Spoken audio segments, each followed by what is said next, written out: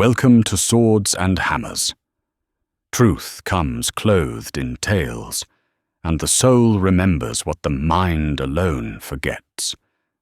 The world is loud, but for the next few minutes, it can wait. Take a moment. Settle yourself. Listen well. Come, let us begin. A Tale of the Last Bridge. William was an old soldier, and this was his last post. The watchtower was cold stone, built at the very edge of the world. Before it lay the chasm, a silent, bottomless wound in the earth, and spanning the chasm was the bridge. It was the only way across. He had watched it for 40 years. He knew every stone, every crack, every patch of moss that clung to its high arch. From the far side, from the shadowlands, a cold wind always blew.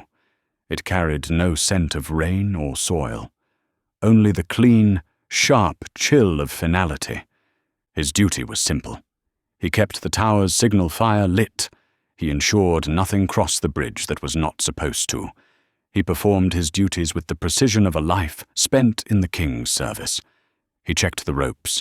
He polished the signal mirror.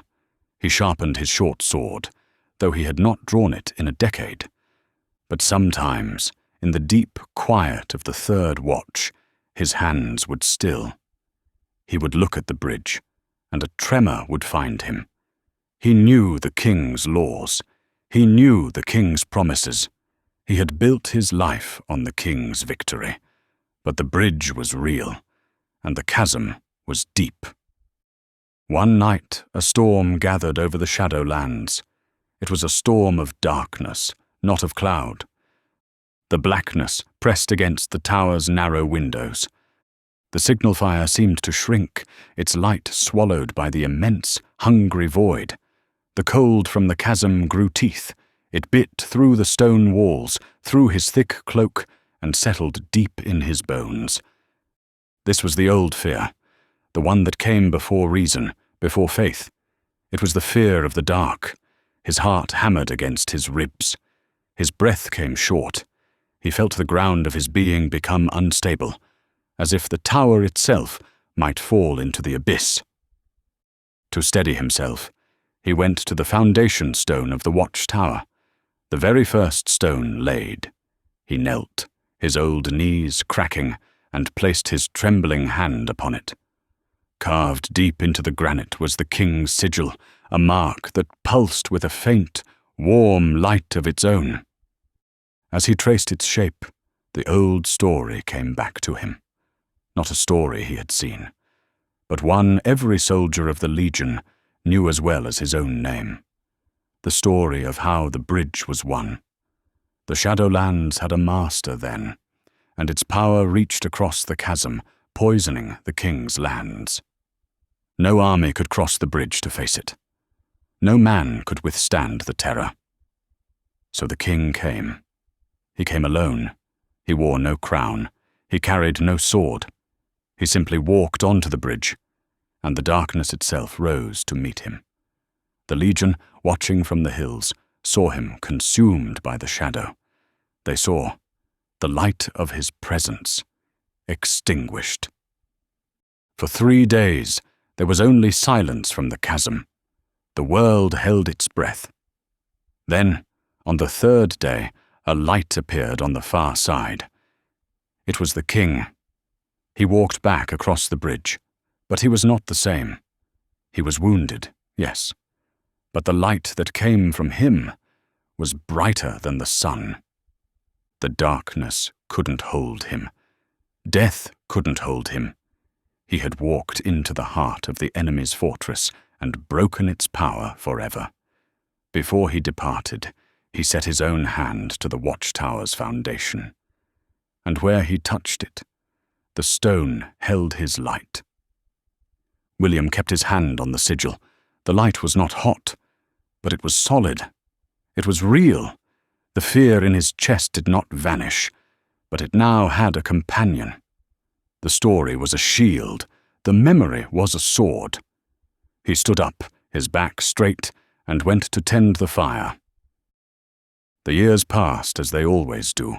The lines on William's face grew deeper. His strength began to fail.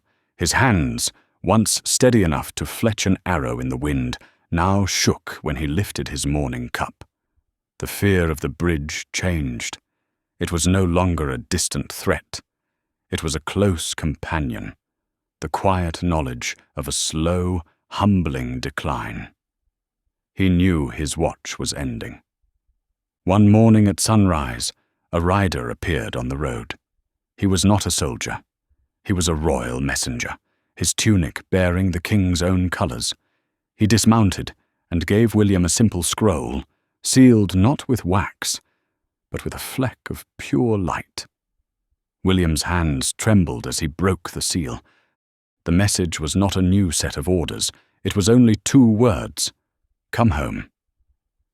The messenger nodded, a kind and knowing look in his eyes.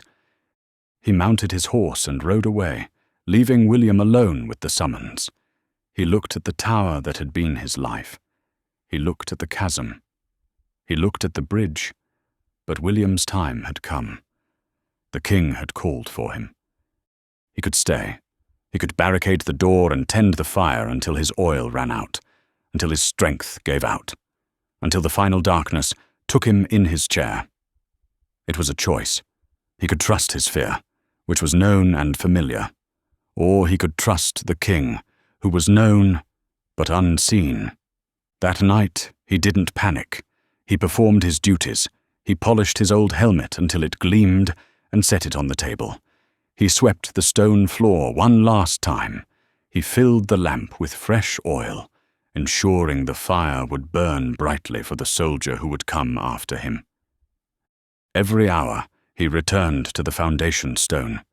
He traced the sigil, letting its quiet light fill his mind. He was not preparing for a battle.